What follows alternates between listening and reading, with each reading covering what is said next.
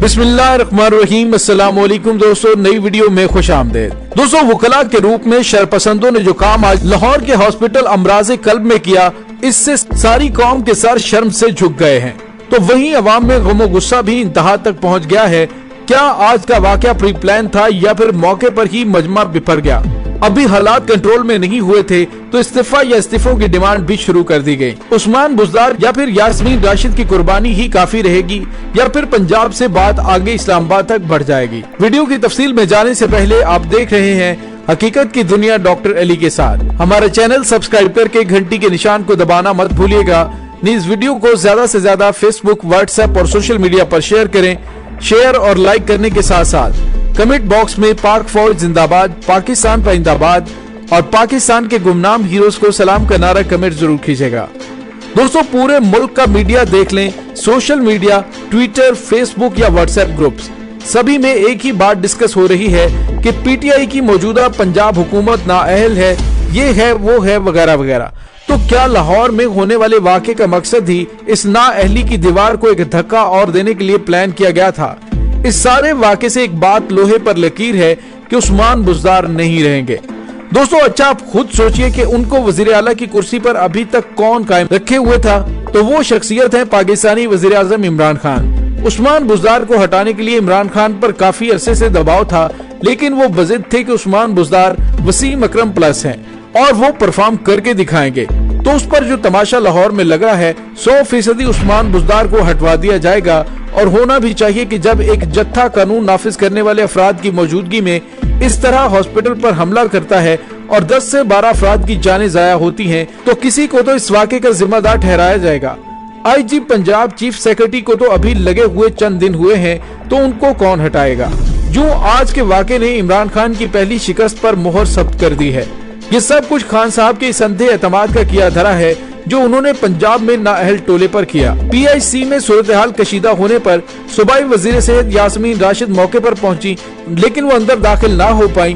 ताहम अब मालूम हुआ है कि यास्मीन राशिद इस वक्त चेयरमैन पीआईसी के कमरे में मैसूर होकर रह गई हैं। यंग डॉक्टर्स और ग्रैंड हेल्थ अलायंस का अमला कमरे के बाहर जमा हो गया है और सूबाई वजीर सेहत से इस्तीफे का मुतालिबा किया जा रहा है। दूसरी जानिब फैजुल हसन चौहान को भी तशद्दुद का निशाना बनाया गया। आइए देखते हैं कि किस तरह ये वाक़या एक प्री प्लान मंसूबा था और आने वाले दिनों में अगर इमरान खान पाकिस्तानी वजीर आज़म ने इसकी आजादाना इंक्वायरी ना करवाई तो किस तरह ये वाक़या इमरान खान के मुस्ताफी होने तक जा सकता है। दोस्तों, सोशल मीडिया पर एक वीडियो वायरल होती है कि लाहौर के दिल के अस्पताल में चंद बुकला को हॉस्पिटल के अमले की तरफ से तशद्दुद का निशाना बनाते हुए दिखाया गया। उस वीडियो के वायरल होने के बाद वकला तंजीमों ने उस पर एहतजाज किया और मुकामी इंतजामिया की मदद से सारे मामले को हल करने की कोशिश जरूर की, लेकिन मामला हल ना हुआ क्योंकि वकला हजरात उसको अपनी हद तक करार देते हुए बदला लेने के अज़्म का इजहार करते रहे और लाहौर में होने वाली वकला गर्दी के इस वाक़े को बज़ाहिर जाती अना की तस्कीन करार दिया जा रहा है। लेकिन अगर इस सारे मामले को बारीक बीनी से देखें तो बहुत से ऐसे सवालात जन्म लेते हैं कि इस सारे वक़्वे का जहां एक तरफ मकसद बदला लेना बयान किया जा रहा है, तो वहीं पंजाब हुकूमत और उसके इदारों की नाअहली को भी बेनकाब करना था। इस वाक़े की सोशल मीडिया पर वायरल एक वीडियो में देखा जा सकता है कि शरपसंदों का एक जत्था हॉस्पिटल के मेन गेट, जहां पुलिस की भारी नफरी तैनात थी, उसको खोलने की कोशिश करता है, जिसमें पुलिस को मुजाहमत करते हुए देखा जा सकता है। लेकिन थोड़ी सी मुजाहमत के बाद पुलिस वकला के अंदर घुसने की इजाजत इस तरीके से देती है कि चंद वकला अंदर घुस जाते हैं, तो बाद में गेट को फिर से बंद कर दिया जाता है। गोया पुलिस की तरफ से वकला के रूप में शरपसंदों के जत्थे को मेन गेट पर जबरदस्ती क्यों न रोका गया, और जब कुछ वकला को अंदर घुसने दिया गया तो बाद में गेट बंद करने के बाद दोबारा क्यों खोला गया? पुलिस के इस रवैये से ये साबित होता है कि उन्होंने नाअहली का मुजाहरा किया है। लेकिन ये नाअहली ऐसे ही नहीं दिखाई गई, कुछ तो हदायत उनको मिली होगी कि आपने क्या करना है। वजीर आज़म इमरान खान ने लाहौर में वकला की गुंडागर्दी का नोटिस लेते हुए रिपोर्ट तलब कर ली है। निजी टीवी के मुताबिक वजीर आज़म ने मामले का सख्ती से नोटिस लिया है, चीफ सेक्रेटरी पंजाब से रिपोर्ट मांग ली है। दूसरी जानिब पीआईसी में हालात इस वक्त शदीद कशीदा हैं। वकला की तरफ से हॉस्पिटल के अहाते में खड़ी गाड़ियों के शीशे भी तोड़ दिए गए। दोस्तों, ये वाकया प्री प्लान था या अचानक नमूदार हुआ, लेकिन एक बात कंफर्म है कि इसको कैश करवाने वालों ने इसकी मुंह बोली कीमत से भारी मुनाफा कमा लिया है। अब इमरान खान के लिए हालात मुश्किल से कंट्रोल होंगे, क्योंकि अगर वो बुज़दार एंड कंपनी को फारिग करते हैं तो फिर गुजरात के चौधरियों को हुकूमत देना पड़ेगी, अगर नहीं देते तो फिर वफाक से भी हाथ धोना पड़ सकते हैं। अगर वफाक को काबू में रखने के लिए पंजाब में चौधरियों को हुकूमत देते हैं तो फिर आइंदा इंतखाबात में पूरी की पूरी पीटीआई अपने घर वापस काफ लीग सुधार जाएगी। जैसा कि चंद हफ्ते कबल गुजरात के छोटे चौधरी परवेज इलाही ने एक इंटरव्यू में गिला शिकवा भी किया था। अगर पंजाब और वफाक दोनों कायम रहते हैं तो ये एक मौजज़ा होगा, और वो भी चंद माह के लिए, क्योंकि इस वाक़े में वकला और डॉक्टर जैसी फोर्स हैं जिनको राम करना आसान काम नहीं होगा। वकला हड़ताल करेंगे तो इंसाफ में ताखीर, और अगर यंग डॉक्टर्स ने हड़ताल कर दी तो फिर सेहत के मसाइल जन्म लेंगे। लिहाजा हमारी राय के मुताबिक इमरान खान के लिए आगे दरिया तो पीछे आग, और उस वाक़े के असरात से बच निकले तो ये उनके लिए एक बहुत बड़ा मौजज़ा होगा। लेकिन इसमें एक अहम बात पाकिस्तान के मुक़्तदर हलकों से मुताल्लिक है कि वो किसी भी सूरत अपने आप को मजीद इस गंद में मुलविस करके मुतनाज़ नहीं बनेंगे, और यही मशवरा दिया जाएगा कि कुछ लो और कुछ दो की पॉलिसी पर अमल कर लें। अब आखिर में मुल्क की अदालत उज़्मा से हाथ जोड़कर अपील है, जनाब चीफ जस्टिस ऑफ पाकिस्तान, वकला गर्दी का भी नोटिस लें। जब अदालती हुदूद में भी कोई महफूज नहीं है तो फिर इंसाफ की फराहमी और कानून की बालादस्ती के सामने सवालिया निशान है।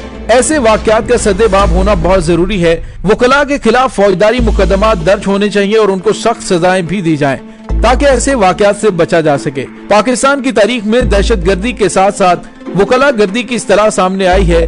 कहीं मुअज़्ज़ज़ अदालतों के जज साहिबान उनके हत्थे चढ़े और उन पर जूते बरसाए, कहीं अदालतों में पेशी पर पुलिस अफसरान, कहीं अदालती एहलकार और कहीं बदनसीब साइलिन वकला गर्दी का शिकार हुए। जनाब चीफ जस्टिस ऑफ पाकिस्तान, गुस्ताखी की माफी चाहता हूँ। हॉस्पिटल्स और तालीमी इदारों से पहले अपने घर में झांकने की जरूरत है। कानून की पासदारी और कानून की वर्दी में मलबूस अफसरान को तहफ़्फ़ुज़ देना आपकी अव्वलीन जिम्मेदारी है। अगर तेजी से बढ़ती हुई वकला गर्दी को लगाम न डाली गई तो सारे मुल्क में लाकानूनियत का राज होगा, और वकला गर्दी से तंग अवाम के पास हथियार उठाने के सिवा कोई रास्ता नहीं होगा। जब किसी हकदार का हक छीन लिया जाएगा या बेगुनाह पर जुल्म किया जाएगा तो उसके पास मरने या मारने के अलावा कोई ऑप्शन नहीं होगा।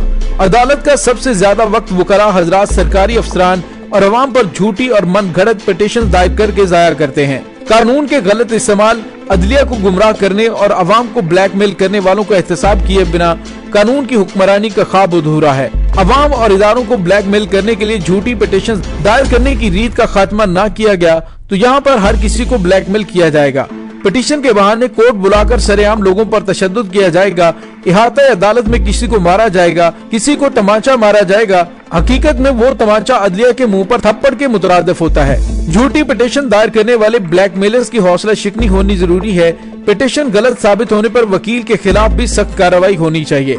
अगर वकला ने झूठी दरखास्तें दायर करने के लिए टाउट रखे होते हैं, जिस तरह पुलिस का रिकॉर्ड ऑनलाइन हुआ है, इसी तरह अदालती रिकॉर्ड भी मुरतब हो कि किसने कब, कहां, क्यों और किसके खिलाफ रिट दायर की। दोस्तों, ताज़ा तरीन इत्तलात ये है कि वकला ने लाहौर की अहम शाहराहों को बंद कर दिया है। मेट्रो सर्विस भी मुअत्तल हो गई है। PIC पर हमले के बाद वकला ने GPO चौक और मॉल रोड को ब्लॉक कर दिया है। साथ ही मेट्रो बस सर्विस भी मुअत्तल कर दी गई है। हुकाम ने कशीदगी के बाद मेट्रो बस सर्विस को शादरा और गुंजो मत्ता पर बसों को पार करने की हदायत जारी कर दी है। वकला की जानिब से सिविल सेक्रेटरी का घेराव करके रास्ता बंद कर दिया गया। दोस्तों, सूबाई दारुल हुकूमत लाहौर को वकला ने बंद कर दिया है। शहरियों को शदीद मुश्किलात का सामना है। ताहम रेंजर्स की टीम में PIC पहुंच चुकी है। वकला का एहतजाज GPO में धरने की शक्ल इख्तियार कर चुका है। दोस्तों, याद रहे कि वकला ने सूबाई वजीर फयाजुल हसन चौहान को तशद्दुद का निशाना बनाया। PIC के बाहर सूबाई वजीर फयाजुल हसन चौहान पर तशद्दुद किया गया। वकला ने फयाजुल हसन चौहान को बालों से पकड़कर नोचने की कोशिश की। फयाजुल हसन चौहान ने कहा है कि वाकये में मुलविस वकला के खिलाफ FIRs काटी जाएंगी। मुझे अगवा करने की कोशिश की गई। ताहम वकला से निमटने के लिए CCPO लाहौर की ज़ेर सदारत अहम इजलास भी जारी है, जिसमें सिक्योरिटी सूरत हाल का जायजा लिया जा रहा है और वकला से निमटने के लिए हिकमत अमली को अमली जामा पहनाने के लिए प्लान तरतीब दे दिया गया है। CCPO लाहौर ने कहा है कि कानून की खिलाफ वर्जी करने पर 25 अफराद को गिरफ्तार किया गया। वफाकी मुशीर बराए इत्तलात फिरदौस आशिक अवान ने कहा कि किसी सूरत भी वकला को लाकानूनियत की इजाजत नहीं दे सकते। दोस्तों, वाज़ेह रहे कि PIC के इमरजेंसी को वकला के हमले के बाद बंद कर दिया गया है। वकला ने पुलिस की गाड़ी को भी आग लगा दी। बज़ाहिर लगता है कि पुलिस हालात को कंट्रोल करने में नाकाम हो गई है। दोस्तों, इसके साथ ही डॉक्टर अली को इजाजत दीजिए। इंशाल्लाह बहुत जल्द मिलते हैं एक नई वीडियो में। तब तक के लिए अपना बहुत सारा ख्याल रखिएगा। पाक फौज जिंदाबाद, पाकिस्तान पाइंदाबाद, पाकिस्तान के गुमनाम हीरोज को सलाम। अल्लाह वारिस।